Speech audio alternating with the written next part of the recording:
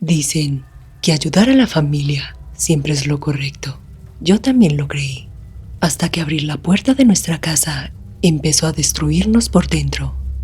Me llamo Julián y durante mucho tiempo pensé que lo que ocurrió en esa casa había sido solo una mala racha, problemas familiares, mala suerte. Cuando mi abuela Aurelia llegó a vivir con nosotros, no fue por decisión propia. Se había quedado sola, desamparada. Nadie más quiso recibirla. Eso fue lo que nos dijeron. Mi mamá la trajo con esa mezcla de culpa y obligación que solo los hijos sienten hacia sus padres, incluso cuando algo no encajaba del todo. Al principio, su presencia no parecía peligrosa. Era una mujer callada, de mirada dura. Se movía lento, como si midiera cada paso. No reía fuerte, no mostraba cariño, pero tampoco lo pedía. Simplemente estaba ahí. Los cambios no fueron inmediatos. Primero fueron detalles pequeños, cosas que uno siempre intenta justificar. La casa, que siempre había sido ruidosa, empezó a sentirse extrañamente silenciosa. No un silencio tranquilo, sino incómodo. Las discusiones comenzaron sin razón clara. Mi papá empezó a tener mala suerte de manera constante. Se enfermaba sin explicación, perdía oportunidades, todo le salía mal. Incluso cuando se esforzaba por hacer las cosas bien, mi mamá le decía que era estrés, pero yo veía otra cosa. La abuela Aurelia nunca lo miraba de frente. A veces, cuando él entraba a la habitación, ella bajaba la cabeza, murmuraba algo casi inaudible y sonreía. Por las noches, escuchaba ruidos en el patio, pasos lentos, el roce de algo arrastrándose. Pensé que eran animales. Vivíamos cerca del monte, era normal. Pero los perros del vecindario no ladraban, no lloraban. Intenté decirlo una vez en la mesa. Nadie me tomó en serio. Son ideas tuyas. La abuela ya sufrió mucho y yo quise creerlo, hasta que una madrugada me despertó el olor. No era humo, no era comida, era algo agrio, como tierra mojada mezclado con cera derretida. Me levanté en silencio y miré el pasillo. La puerta del cuarto de la abuela estaba entreabierta. Adentro no había nadie.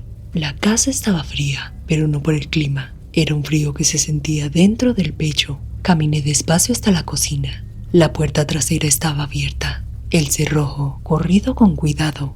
Afuera, la luna iluminaba el camino que lleva al monte, y entonces la vi. Mi abuela avanzaba lentamente, encorvada, envuelta en un rebozo oscuro. No llevaba linterna, no hacía ruido. Sus pies descalzos no parecían tocar el suelo. La seguí porque me dio miedo de que le pasara algo. No sé por qué, pero después la seguí por curiosidad. Cada paso que daba sentía que estaba cruzando un límite. En el claro del monte se detuvo, detrás de un árbol.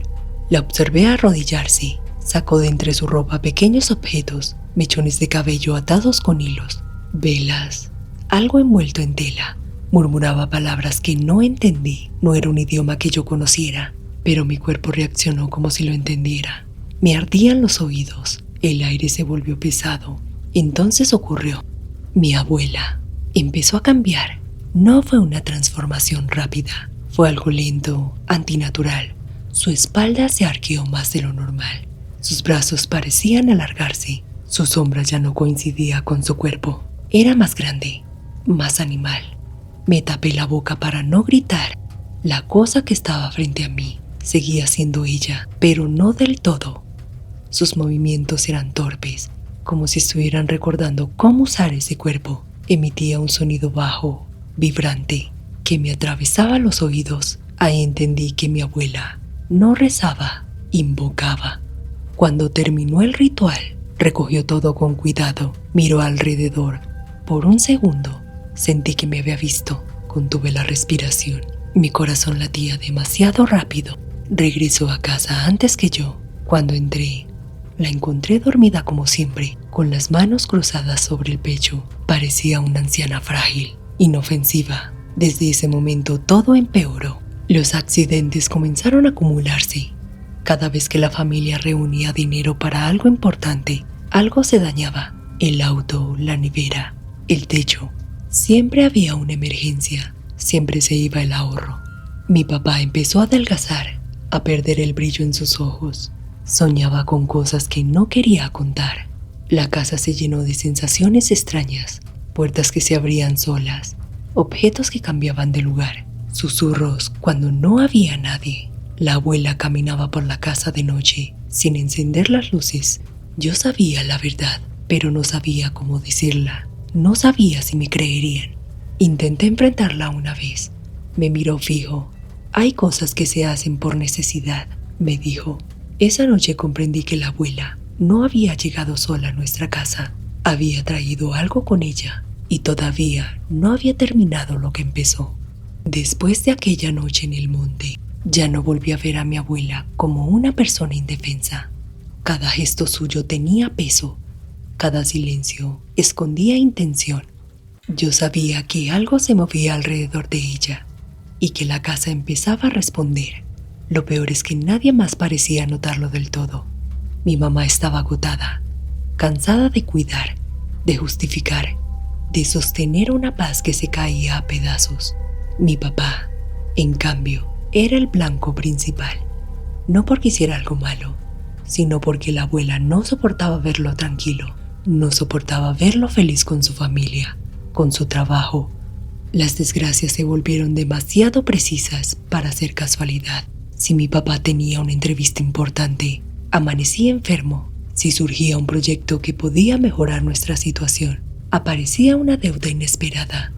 Recuerdo a mi abuela, observando todo desde su silla. No ayudaba, no preguntaba, solo miraba.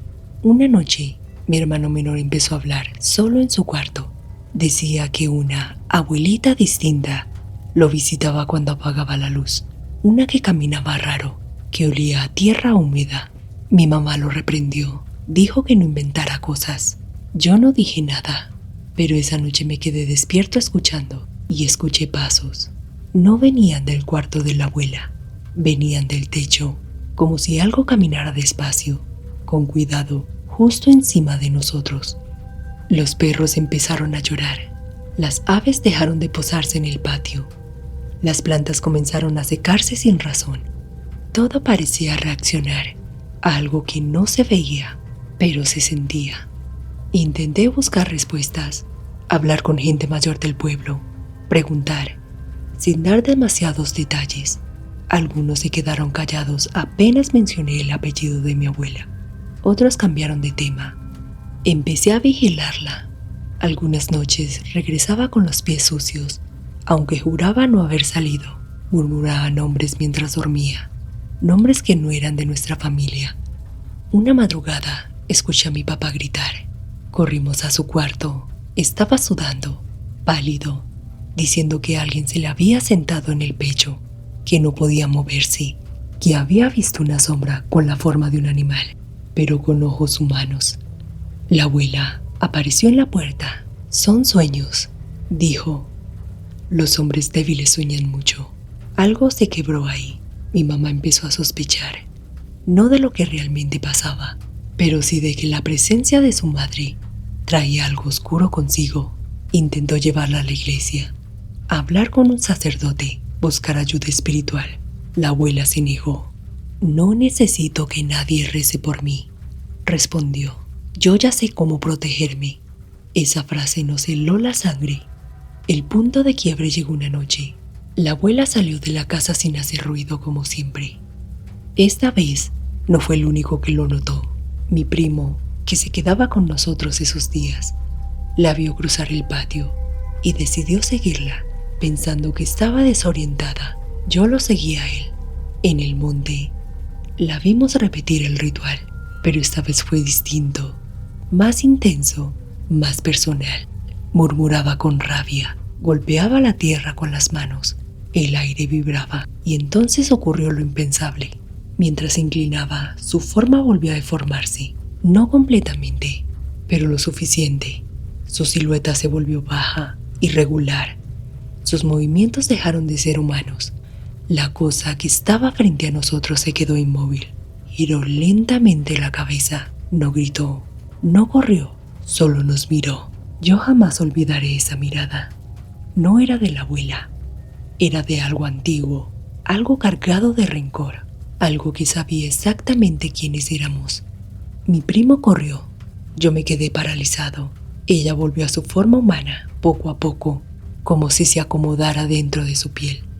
Se acercó a mí y susurró: hay secretos que sostienen a una familia y otros que la destruyen. Luego pasó por mi lado y regresó a casa. Desde ese día, mi primo no volvió a quedarse con nosotros. La tensión se volvió insoportable. Yo no sabía cómo decirle a mi familia que mi abuela Aurelia era una nahuala. Mi papá enfermó de verdad esta vez. Hospitalizaciones, diagnósticos confusos, tratamientos que no funcionaban. Cada médico decía algo distinto. Nada encajaba. La abuela Aurelia empeoró también.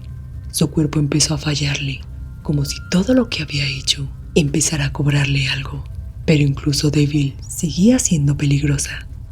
Mi abuela murió en la madrugada. No pidió ayuda, simplemente dejó de moverse, como si hubiera decidido que ya era suficiente. Cuando la encontramos, tenía los ojos abiertos. No miraba nada, pero tampoco parecían apagados. Durante el velorio ocurrió algo que nadie quiso comentar en voz alta. Varias personas mayores del pueblo se acercaron a la casa, se quedaron un momento frente a la puerta y se fueron sin entrar. Algunos murmuraban su nombre, otros hacían una señal con la mano, como si pidieran protección. Yo empecé a escuchar cosas que no sabía antes. Supe que mi abuela no siempre había sido una anciana abandonada, que durante años nadie volvió a saber de ella porque se había ido lejos, a lugares donde su nombre no significaba nada, que en esta región, muchos años atrás, se hablaba de una mujer peligrosa, capaz de cambiar su forma, de caminar como animal, de torcer la suerte a quienes no le agradaban, una nahuala. Nadie lo decía directamente, pero todos lo sabían. El entierro fue rápido, discreto. Pensamos ingenuamente que todo terminaría ahí. Nos equivocamos. La casa cambió de inmediato. No mejoró, empeoró. Sin la abuela Aurelia, el ambiente se volvió más pesado, como si algo hubiera quedado sin control. Las noches se hicieron insoportables. Se escuchaban golpes dentro de la casa. A veces, el olor a tierra húmeda regresaba sin explicación. Mi papá, apenas murió ella, empezó a recuperarse. Eso fue lo que nos confirmó todo. La desgracia no era casual, era dirigida. Intentamos limpiar la casa. Mi mamá buscó ayuda espiritual. Vino un hombre mayor que apenas cruzó la puerta se quedó pálido. Recorrió la casa sin hablar. Llegó hasta el cuarto de la abuela y negó con la cabeza. Aquí no solo vivió alguien, dijo. Aquí se dejó algo abierto. Nos aconsejó irnos, no vender, no rentar, irnos. No lo imaginábamos. Era la casa de mis padres, el esfuerzo de toda una vida. ¿Cómo abandonarla así? Pero la casa no nos dio opción. Cada intento de arreglar algo terminaba mal. Si juntábamos dinero para pintar o reparar, algo más se dañaba. Siempre había una emergencia, siempre un gasto inesperado. Era como si la casa misma rechazara cualquier intento de volverla a la normalidad. Una noche, mientras empacábamos algunas cosas, escuché pasos en el pasillo. Pensé que era mi mamá. Salí del cuarto. El pasillo estaba vacío, pero al fondo, frente al antiguo cuarto de la abuela, vi una sombra. No definida, cambiante. Me asusté y cerré la puerta de mi habitación. Supe, con una certeza que no puedo explicar, que ella ya no necesitaba un cuerpo para estar ahí. Nos fuimos, dejamos la casa cerrada con llave, con candados. Intentamos alquilarla tiempo después. Nadie duraba. Algunos decían que no podían dormir, otros que se sentían observados. Una familia se fue en menos de una semana, dejando muebles atrás. Con el tiempo, la casa quedó sola y aún así, nunca vacía. A veces, cuando pasamos la cerca, se siente lo mismo. Ese frío interno, ese silencio espeso. Los vecinos dicen que por las noches se escuchan cosas raras, que algo cruza el patio, que los perros lloran mirando hacia esa casa. Yo sé por qué. Mi abuela no solo fue una nahuala, fue una mujer que se alimentó del rencor, que no soportaba ver felices a los demás, que convirtió su amargura en poder y su poder en castigo. Y cuando murió, no se llevó eso con ella, lo dejó ahí, anclado, esperando. Y ese tipo de cosas son las más difíciles de romper. Por eso cuento esta historia, no para asustar, sino para advertir, porque no todas las casas están vacías cuando parece que lo están. Algunas puertas, una vez abiertas, no vuelven a cerrarse jamás. Si has llegado hasta el final de este video, suscríbete para más historias como esta.